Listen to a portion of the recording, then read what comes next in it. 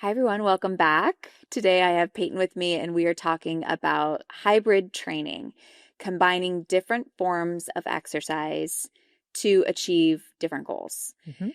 And I think a lot of people do this with trying to combine Pilates and yoga and strength training and cardio or mobility training with their strength training, or there's just so many different types of exercise. And I think the consumer is overwhelmed. Like, what's the most important? And how can we ultimately reach the goals of, for most people, longevity, overall health, body composition, and just feeling good? Mm-hmm. So that's what I want to talk with you about today. And we have conversations about this just like on our own all the time. All the time. So, we're not speaking to an athlete who's like competing in a race. We're not talking about cross training for that because that's a completely different animal and you would train completely different. Yes. Or if you are a dancer and you need really large amounts of flexibility to be able to do certain positions or whatever, we're not talking about that person. We're just kind of talking about the average person who just, again, wants longevity, health, better body composition, and feeling good. Yeah. Not talking sports specific here. Yep, exactly.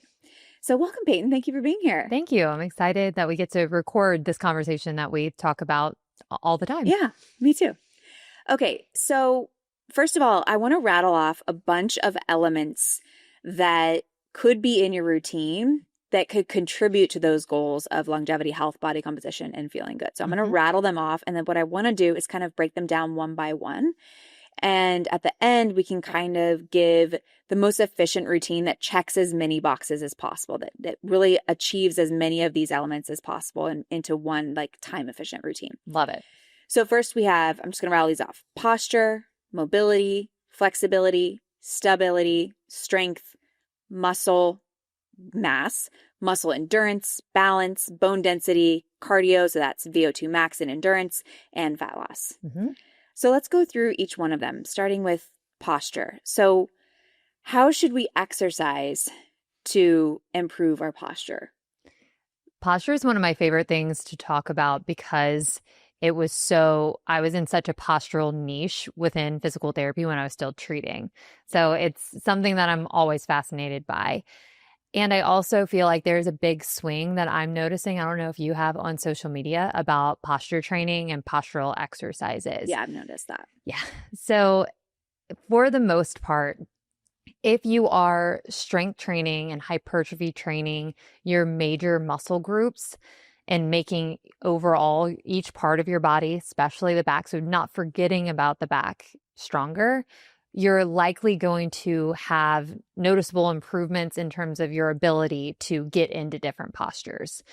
People talk about posture and they talk about it in a really fixed way. Like there's one right posture, but really it needs to be our ability to get into and out of different postures and not being stuck in one specific place. So oftentimes doing these little, shoulder squeezes, those are really popular on social media right now, chin tucks, things like that, those can be incorporated in elements of a physical therapy routine that's helping with posture, but oftentimes those in a vacuum are not going to make tangible differences.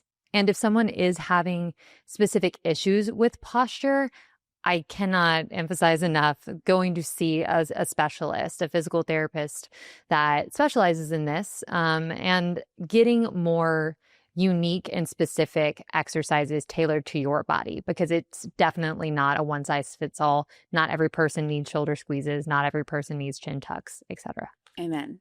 And I think people are concerned about sitting so much more and being slouched over, and that ultimately affecting the structure of their spine over time. So ultimately getting like a more hunched over spine and a more forward head position and things like that. So I think people are like, how can I avoid that going forward?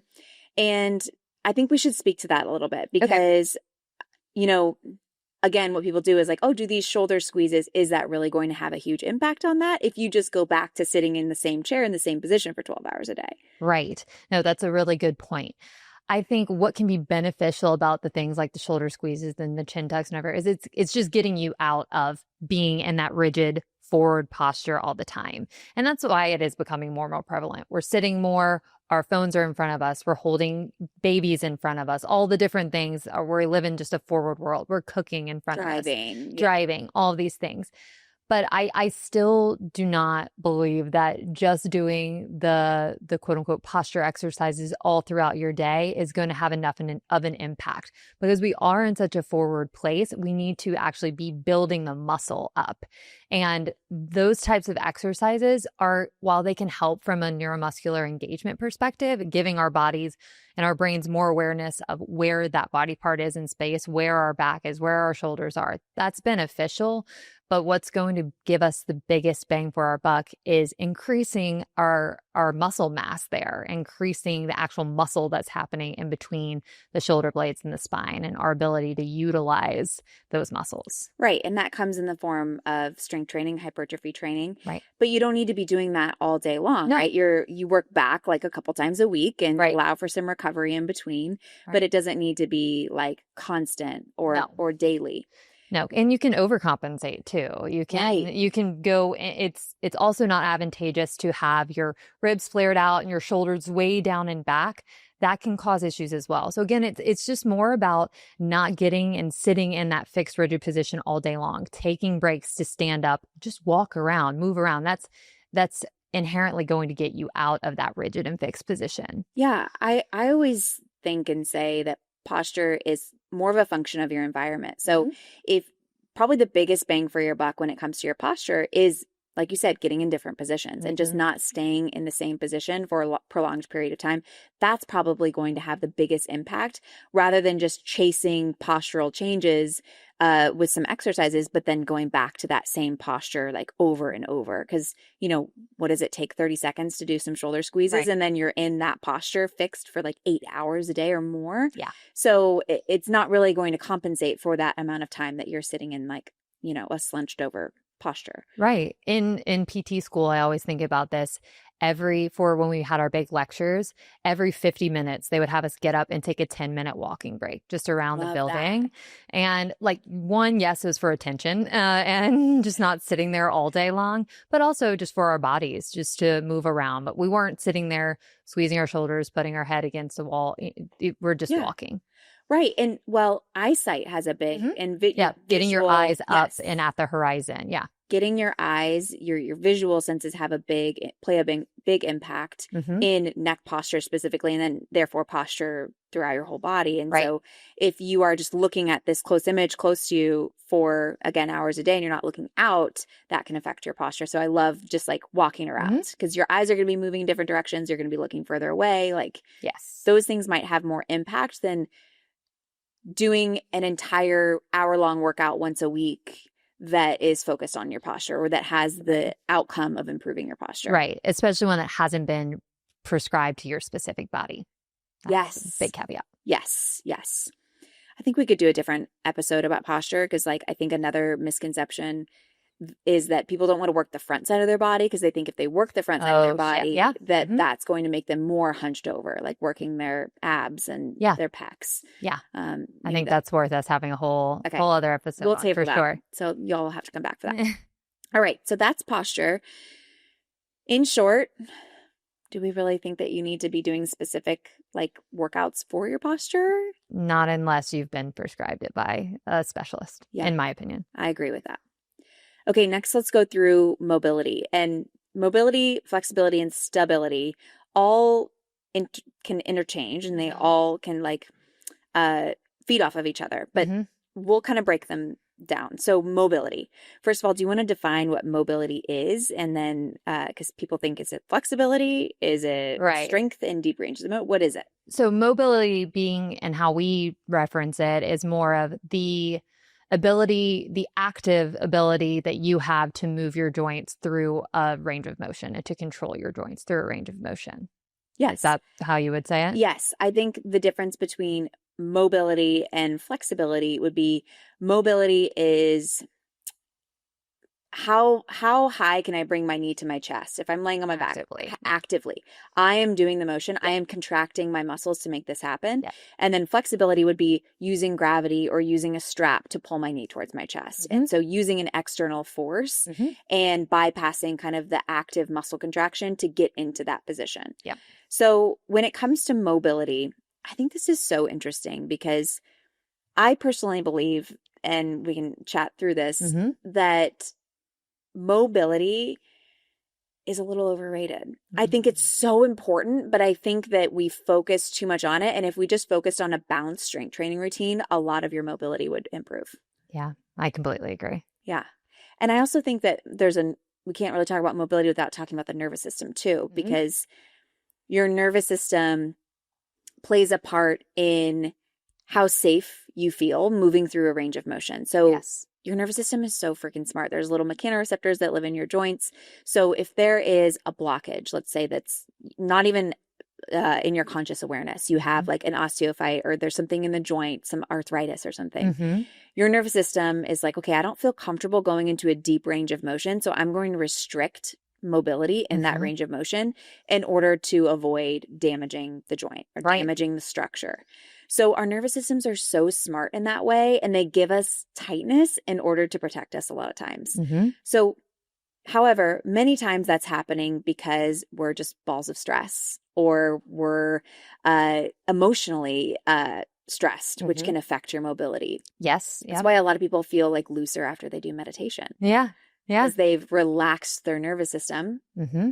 and their nervous system has released physical tension in their joints and the surrounding structures. And so their mobility improves. Yeah. So I like to think of improving mobility as really strength training and balancing your strength training. So strength training all of your muscles, not just some of them, Mm-hmm. and allowing them to recover so you're not overusing them because Yes. that restricts mobility. Yes. And then also, having some nervous system work in your routine regularly, whether it's you're moving through ranges of motion, teaching your body how to activate muscles through ranges of motion, which we do in the beginning and end of every class, Right. and then breath work and meditation, Mm-hmm. which I am guilty of not doing enough. But yeah, what do you think? Yeah, I completely agree. And I think one thing too that you've touched on, but talking about it maybe a little bit more in depth is we also, not even just emotional, but from a physical standpoint, for example, we cram ourselves in shoes all day long, or we're maybe doing activities that are putting a lot of stress through the joints, or we're overusing our muscles, creating more inflammation within the joint structures. So we're decreasing that proprioception or that awareness of where that body part is in space from our brain to that body part itself. And that inherently, but through the nervous system, is going to decrease our mobility within that joint. So bringing in just easy, gentle motion in the way that we do both before and after classes can really help to improve that connection from the brain to the joint, to improve the sensations of tightness and the actual ranges of motion that you're able to go through within that joint. Yes. We did an entire episode about stretching, and maybe this applies more to flexibility than it does to mobility, but we'll link that in the show notes in case somebody wants to learn more about this. But so in general, kind of what do we think? And again, if somebody is having a restriction, Right. especially on one side versus the other, like one hip is really restricted and like it's noticeable and it's causing symptoms and issues and pain, and the other hip is like totally fine and moves freely and has no pain, that's an indication that you might need to go see someone. Because like you said with posture, it's not a one size fits all. No. It could be your hip that's experiencing the symptoms, but maybe it's Something coming from your knee. It could be your knee, your back, your whatever, Yes.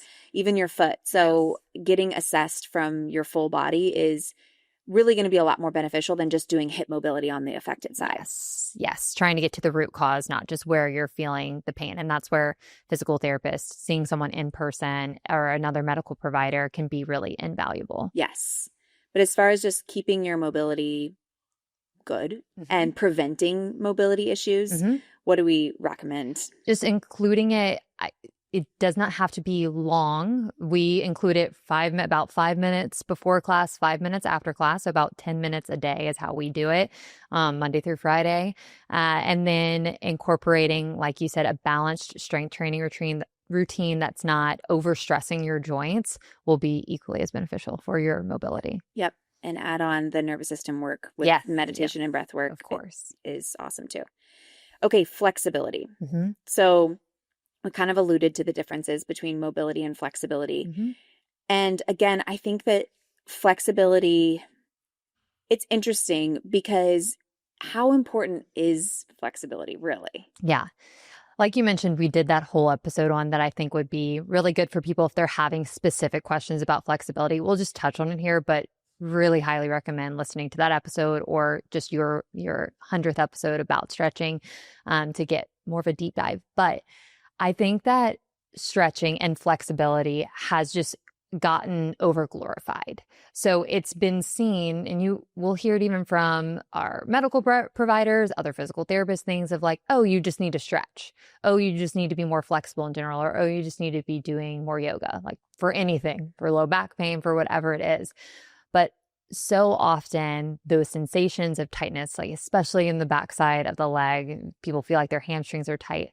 Oftentimes it's not because the hamstrings themselves are really that tight. A lot of times it can do with the way that our pelvis is oriented or the what we're doing all day long and with sitting and kind of putting those hamstrings on a stretch. So they're tightening up because they feel overstretched. And so I think it's really important with flexibility, which may seem counterintuitive again, because we're so often told like, just stretch, just stretch, just stretch. I think it's really important to see a specific medical provider about it and have them assess your body before just doing a full body stretching routine. Because you may not actually, and oftentimes actually don't need that. You actually need to improve the strength of that muscle and therefore improve your mobility and flexibility that way, as opposed to just stretching into oblivion. Yeah. And stretching may be something that, like, if you enjoy and it's relaxing for you, I think that's totally fine. But absolutely, do you necessarily need to carve out a ton of time in your routine to stretch?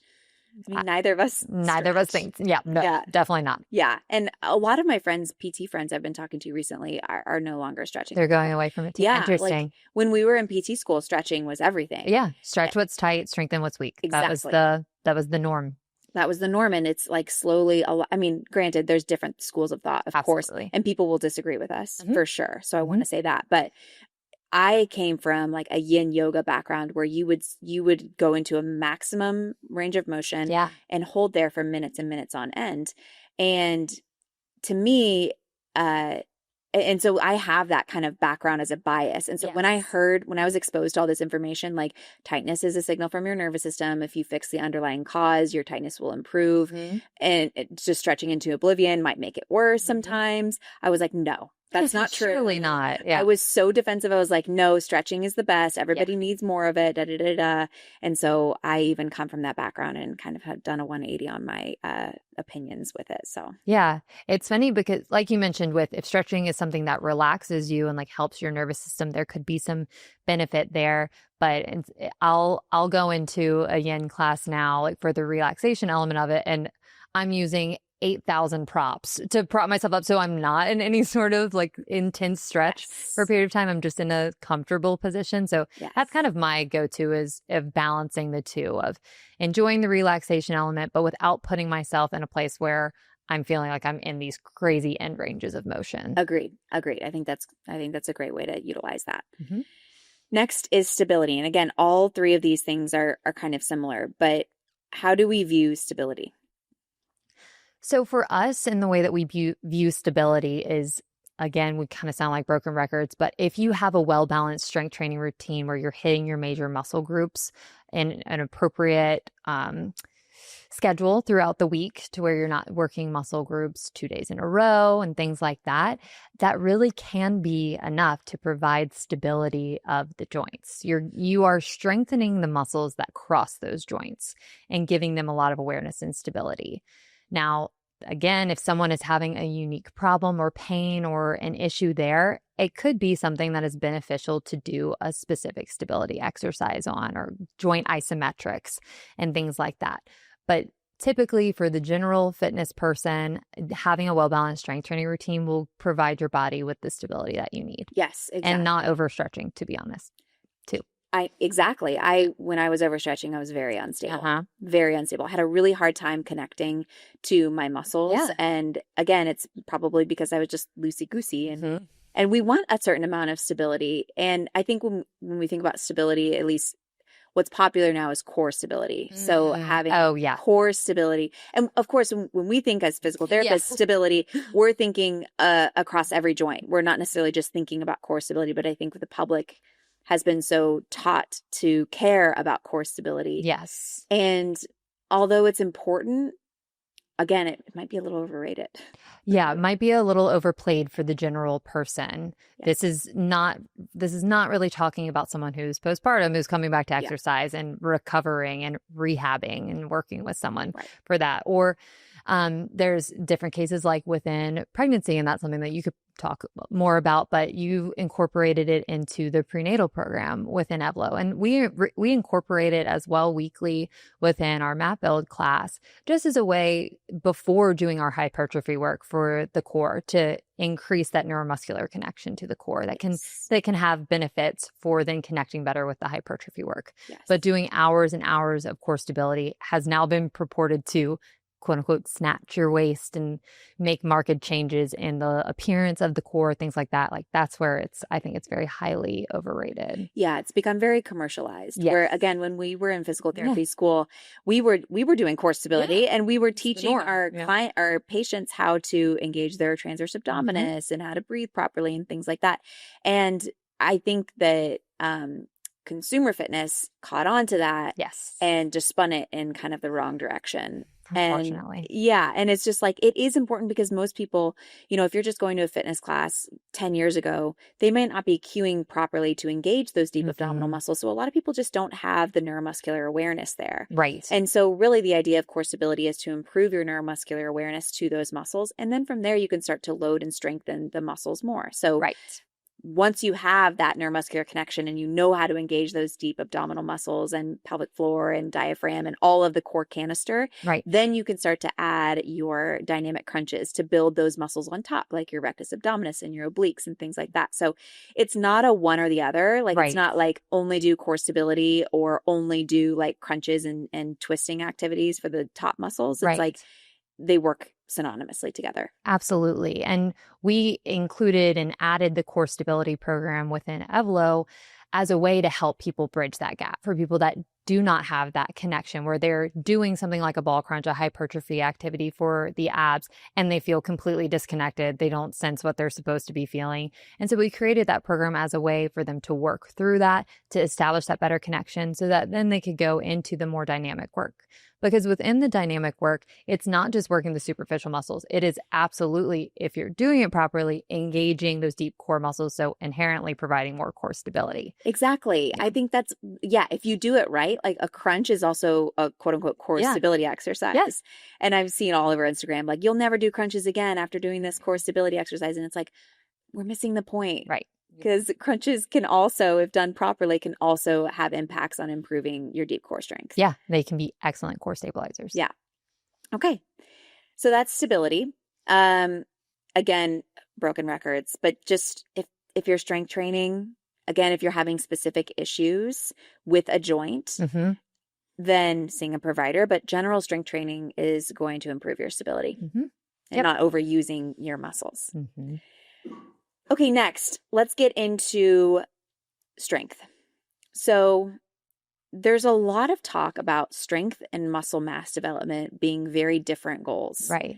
And I think this is such an interesting conversation. I've seen recently that if you want to build strength, but you don't want to build size, train like this. And I first want to say before we get into this is that absolutely all of us probably could afford to be stronger. Yes. 100%. Yes. But mostly all of us, probably 99% of the population, could also afford to have more lean mass. Yes. So I really don't think that we need to focus so much on dividing strength and muscle. I think that we should be putting them together for most of us. I think so too. And I think it's almost helpful to talk about them in tandem with muscle mass improvements and strength improvements. Agreed. Because we hear that every so often, both through social media as well as in comments on classes. Like, I know this is a hypertrophy program, but am I also building strength? It's like, yes. Yes. They just go hand in hand. If you build more lean mass on your body, you are almost 100% of the time building strength in that muscle as well. You're building contractile proteins. You can't not build strength. Right. It's like having a thicker rubber band. Right. The thicker rubber band is going to, like, I think about like launching a rubber band. Like, does a thicker rubber band go farther? I don't know if that's the best analogy, but you guys know what I mean. If you have a thicker If rubber you band, pull it far, it's yeah. going to be stronger. It's Yes. going to be thicker and it's going to be stronger. So Yes. our muscles are the same way. If we're building and layering contractile protein, you're going to be also building strength. However, what's super interesting is it doesn't necessarily work the other way around. You can build strength without building muscle. Right. And that comes in the form of lifting heavier, potentially like 4 reps or fewer. There's a lot of debate about like 4 reps can still build muscle if taken to failure, things like that. But again, I wouldn't worry about this because I don't necessarily recommend just building strength for most people, but there are instances where you're building strength, but you're not building lean mass. Yes. And we see that a lot with particular schemes that don't focus on getting close to failure, to your point. If you're just doing a rep scheme that's like 3 sets of 8 and not taking those exercises close to failure, you can build strength, but you likely are not going to build muscle in the intended muscle groups. Yeah, exactly.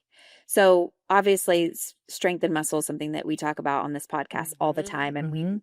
And following the reps framework and, taking each exercise close to failure between 6 and 30 reps, exercise selection, eating enough protein, and structuring your week so you work each muscle group on at least or around 2-ish days on non-consecutive days. So that is a really solid program for building both strength and muscle. Agreed. Okay, great. Let's talk about muscle endurance. So I'm going to be honest. I go back and forth about the importance of muscle endurance. Yeah. And I'm not talking about cardiovascular endurance, like your ability to hold a plank for a long time or your ability to hold your arms out away from you for a long time or hold a bag of groceries for a long time or, I don't know, sit in a wall sit for a long time, things like that. So I go back and forth on this because muscular endurance is primarily a type 1 muscle fiber activity. Yes. And we keep a good composition of our type 1 muscle fibers as we age. We're losing our type 2 muscle fibers, which are triggered and grown in with your strength training and your muscle building routine, your hypertrophy routine. Yes. So I always question, if we're keeping our type 1 muscle fibers anyways, do we really need to train them that much? Because when you're strength training to build muscle and strength, you're also strength training your type 1 muscle fibers. So is it worth doing these longer and muscular endurance activities as well? I go back and forth on it so much. That was going to be my point, was that we do work our type 1 muscle fibers well with hypertrophy training. That's the muscle fibers that are going to be utilized first. And then as you take your lift closer to failure, that's when you tap into those type 2 bigger muscle fibers. So you're hitting both with that, as opposed to if you're just doing a type of exercise that is taking your reps way longer than 30 reps, not getting close to failure, you're never going to tap into those type 2. You're just going to be tapping into type 1. So it does feel like if someone's looking for the most efficient routine possible that they could incorporate within their week, it does seem like it would be more beneficial to just focus in on hypertrophy training because you're getting both, as opposed to separating out, spending a whole hour doing endurance type work where you're just going to get the fibers that we're really good at keeping anyway. Right, exactly. Like we're keeping them anyways. Yeah. And we're getting them with the strength training. So it seems redundant and potentially unnecessary and potentially influencing your recoverability. Yes. Because if you're doing, let's say, a muscular endurance type workout, in addition to all of your hypertrophy training, that can still create muscle damage. Now, muscle damage doesn't necessarily lead to muscle growth, which I think is important to understand. But it can influence your recovery. Yeah. So, which will influence your performance in your next strength training workout, which will dilute your results from your strength training workouts. Right. So it's one of those like, is it necessary? I would say no. I would say it's more of a distraction or to do for fun, like, which there's value in that. Like there's value in moving your body. If that is the only type of movement that you are drawn to, of course, we would never say don't do that. Right. It's more of if you're looking to optimize your routine to take the most advantage of the limited time that you have and what would be most beneficial for all those things that you pointed out: longevity, body composition, feeling good, all of those things, aging well, then prioritizing your time focused on that hypertrophy work is going to be a better bang for your buck. Yeah. I totally agree. I will also say that when it comes to muscular endurance, I don't know if you've noticed this. I've definitely noticed it in my own body. We don't do a lot of, we do a little bit of Yeah. endurance work. Like we Throwing sprinkle some it in drop for sets. sure. Some Mm-hmm. drop sets. And then we have like bar, which is like a little more focused on endurance. But we're not spending like a whole hour each week on endurance activities. It's just not as much of the focus. Mm-hmm. But I will say that I have noticed muscular endurance activities are never a problem for me. No. And Same. women tend to have a higher composition of type 1 muscle fibers. They tend to be good at muscular endurance. That's why a lot of them are drawn to things like bar and Pilates that tend to be more muscular endurance based.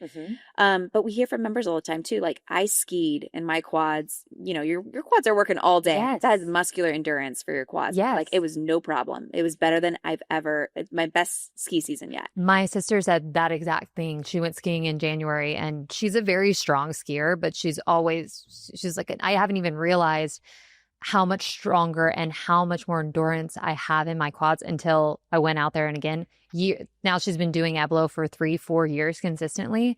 And she had a friend on the trip too, who's a newer Evelo member. She started earlier in the spring and she said the same exact thing. And all the other women that were with them were like, my quads are just, dead. So and it just goes to show that there's translation. Yes. Like there's a ton of translation into your everyday life that ultimately is what this is all about. Yeah, so, definitely. Awesome.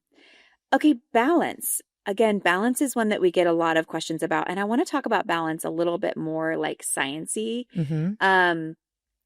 And maybe we just touch on it really quick because I think we're running out of time. Yeah.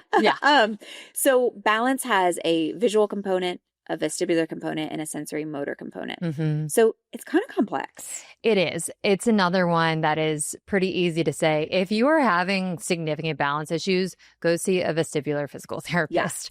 They are incredible. Learning about it, I thought that was one of the most fascinating parts of PT school and learning about it and learning how much of a difference it can make and relatively quickly a lot of the times, depending on what you're experiencing and like what component of balance you're having issues with. But there's not really a great way to just blanket test that on your own. So going and seeing someone is really helpful as opposed to just trying to troubleshoot it at home, again, especially if you're having a major issue.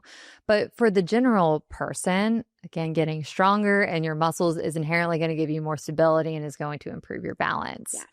And if I said it today in my Build Plus class in my warm up, we did like a standing on one leg exercise, and I said you can put one hand on the wall if you're struggling here, or this is a great place to challenge your balance a little bit while we're not loading them. While the goal isn't to load the muscle, and so incorporating it in ways like that, if you're not having an issue, and then strength training appropriately, I think for the general person is going to be more than enough. I totally agree. Balance is also so much about your feet. So much. We're so disconnected to our feet. Yes. But I think we, again, need to do a separate podcast about that. Okay, we'll quickly fly through these. Bone density in general, loading your muscles is going to improve your bone density. Yes.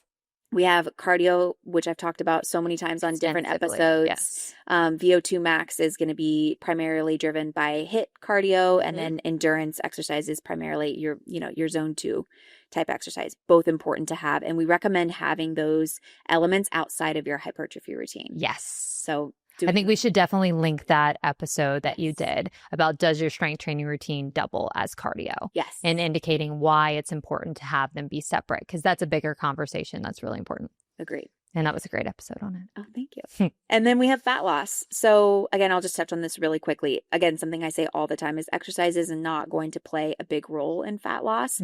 It might help maintain fat loss and indirectly can improve your body composition and your fat loss or even your fat maintenance through muscles improvements and glucose storage and things like that. But I always say if you are exercising with the goal of fat loss, you're probably going to be disappointed because it just is not super efficient for fat loss. If fat loss is your goal, we really recommend honing your nutrition. Yeah. And I think too, having a well-rounded fitness routine another indirect benefit to fat loss is that you're in good habits, that you're taking an overall healthier lifestyle. Like that's a way that it can benefit. But putting all of your hope in just your exercise routine in a vacuum without thinking about these other elements like sleep, like nutrition, all of these things is going to be frustrating. Great. Could not agree more.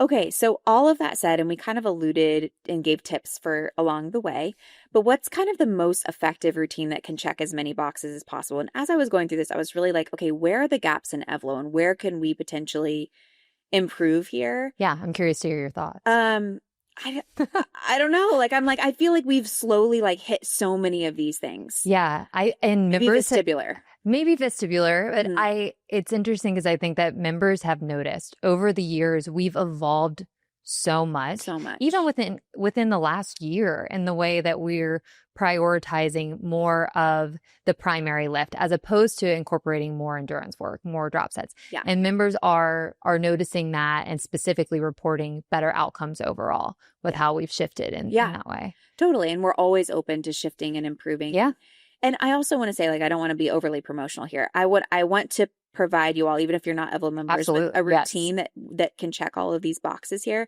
And so we really think, and this is why, again, I just really recommend strength training as your cornerstone because it's Mhm. going to hit posture, mobility, flexibility, stability, strength, muscle, bone density, muscular endurance, even have a little effect on VO2 max, Mhm. have a little effect on balance. I mean, mostly everything on there. Yes. Having that as your cornerstone, and then what's really missing from this list is cardio. Yeah. And then so adding your 150 minutes of light to moderate intensity cardio, sprinkling in 1 to 2 hit sessions per week of 20 minutes or less each, Yep. and then nutrition. Yeah. And I really do think that if you are doing that and you're having symptoms beyond that, like joint pain, mobility issues, balance issues, then it's like, okay, let's go see somebody. But I don't necessarily think you need to pay for these mobility programs with and be spending a ton of time on this stuff, Yes. especially if you're not having issues. Completely agree. I think that's a great way to wrap it up. Awesome. Thank you for being here, P. Yeah. Thanks for having me. Thank you all for listening. We'll see you all next week. Same time, same place. Bye for now.